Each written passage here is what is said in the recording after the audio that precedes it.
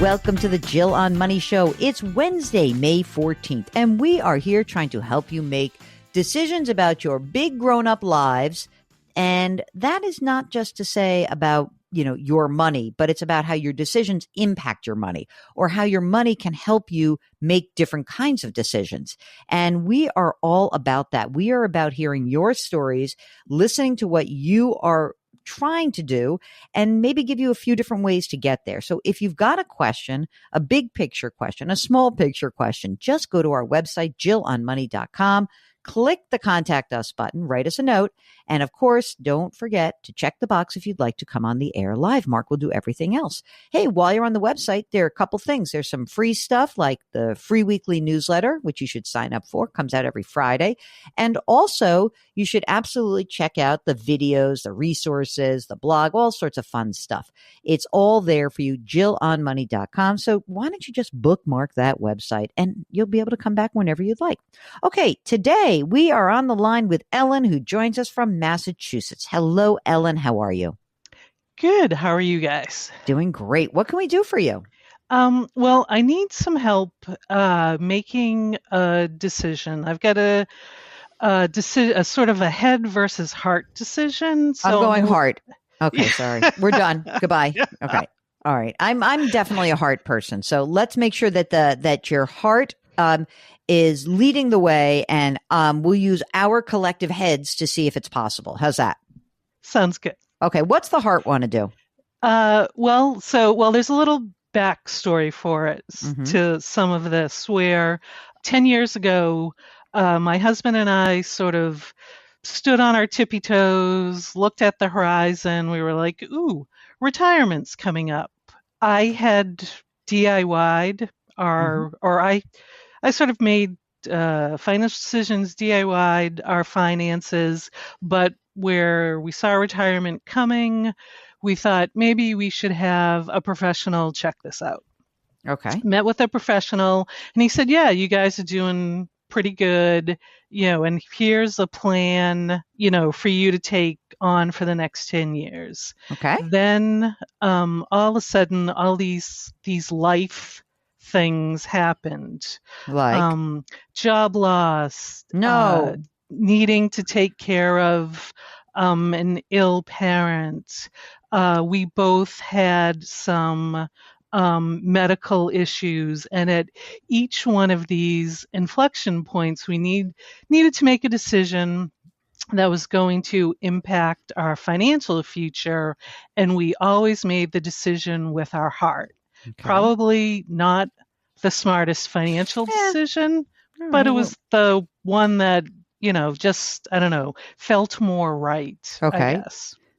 So now I am at another inflection point, but because my husband and I are both we're not working, the only safety net we have is our savings and our investments. Like, I'm thinking I need to make the right financial decision. I'd like to think so.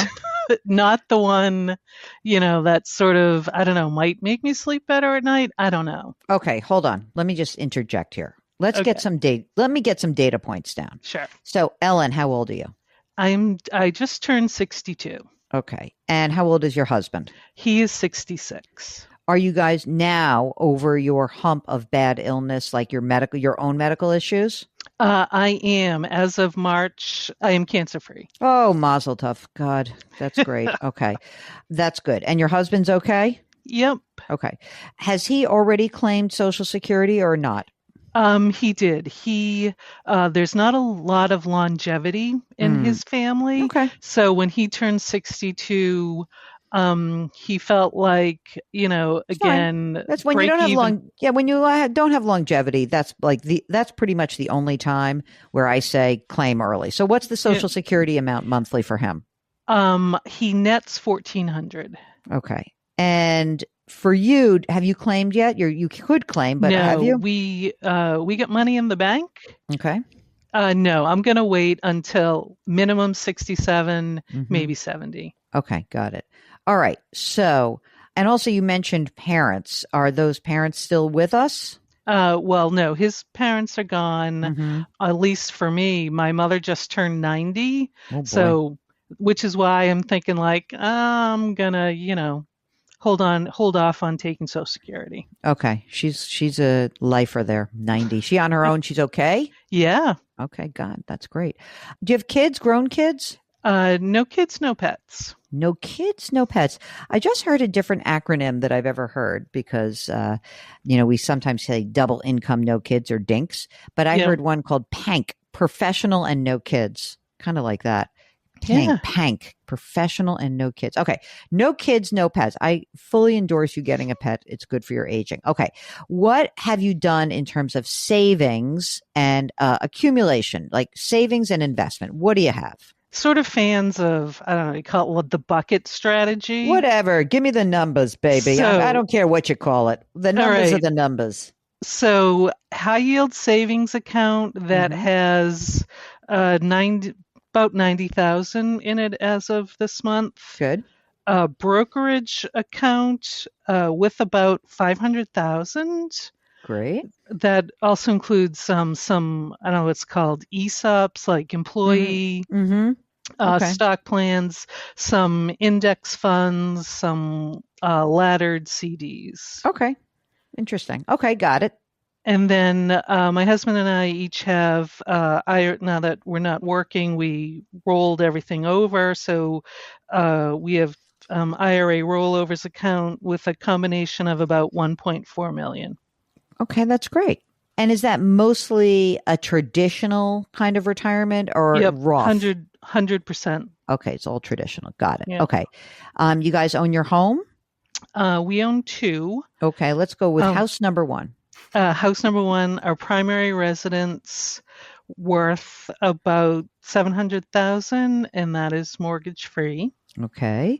And then we have a weekend getaway place that we pretty much use, every other weekend. That's probably worth about $350,000, and that's mortgage free as well. Okay, that's great. Now, you ready for your big question? Mm-hmm. Okay, the pressure's on.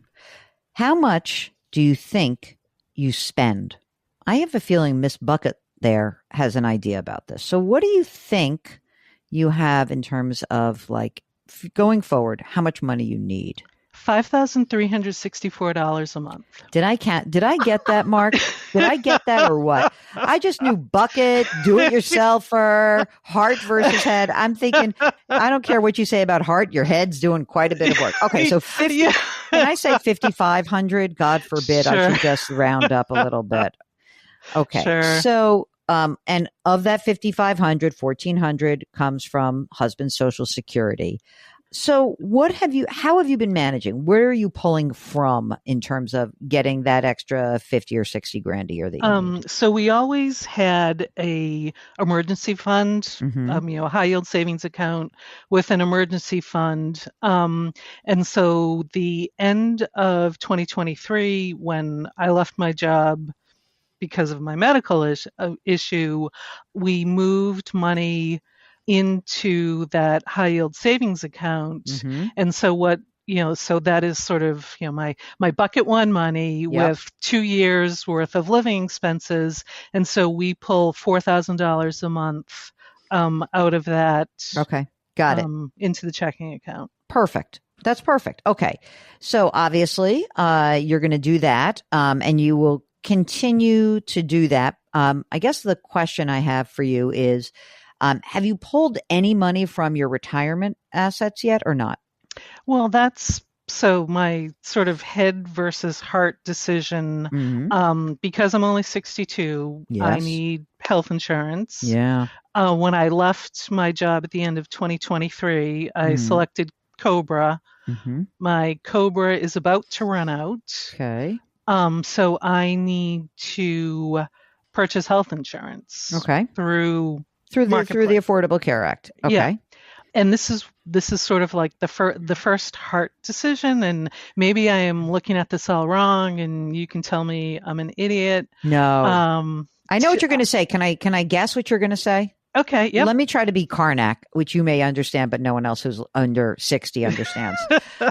Okay. So I bet you're going to tell me if I pull money out of my retirement account, then I'm going to make too much money to get the tax credit from the Affordable Care Act. Is that what you're about to tell me? Well, almost the opposite. I almost feel like I shouldn't take money out of the Affordable Care Act because that's meant for I don't care either way. No judgment either way. Genuinely need it. Well, you do. You need it. Wait a second. We're not going to quibble over that. You need this coverage. Now, the question is, where should you get the money to pay your expenses? And should you care about making too much money that you would give up your tax credit? That's really the question I thought you were going to ask, which I'm going to ask for you. I don't. Well, what I care. So what I don't care about making too much money. Like well, you're good. I shouldn't say I'm making. So because of my illness, didn't work at all this year. The only income I earned was interest, dividends, and savings from the high yield and the brokerage. Mm-hmm. And then plus my husband's Social Security. So that was $44,000. And I know that puts me well within the range of the Affordable Care Act. Yeah. I'm thinking about going forward, I guess. What I'm more concerned about is because, we only live on $5,000 a month, I will eventually be eligible for like $3,700. I think when I turn 67, $4,100 when I turn 70. We're not going to have to dip too much into our IRAs. So but maybe you should. Well, yeah. So should I like not worry about the subsidies, and should I start doing Roth conversions? Oh no, I'm not doing Roth conversions. Okay, yet. Forget that. Let's take that off the table. So why not take the money that you need forgetting about converting it, taking the money, and when let's say you pull out $70,000, okay, from retirement, either yours or his. I don't really care. I guess his because he's older, because we have to get more money out of his. You take 70 out, you pay your taxes, and now you have the extra money you need. That's what you put in, like do a couple years worth, and you'll replenish your high yield savings account. What if you did that every year? What if you took $70,000 out every year until you reached your Social Security age? I mean, you're going to do Medicare first, but you'll still need money for Medicare. Look, you have 13 years before you turn 75, and you want to whittle down that retirement account over those next 13 years, forgetting about the cost of insurance and rebates and all that stuff. But you want that money out because remember, the rebate is great, but the money that you delay taking out is going to be forced out on you. Okay. So if you do nothing in 10 or 12 years and there's, I don't know, let's just say there's $3 million or something coming out, at the end of 12 years. And now the government's saying, oh, you have to take this money out. That's a big chunk of money for you. That's $120,000 a year in income that you were forced to take out. Yeah. And then we have no control over where you are in this. I just think taking a little bit out at a time, and you'll figure out what that amount is. And you are still just managing in this yourself, right? You're doing it yourself.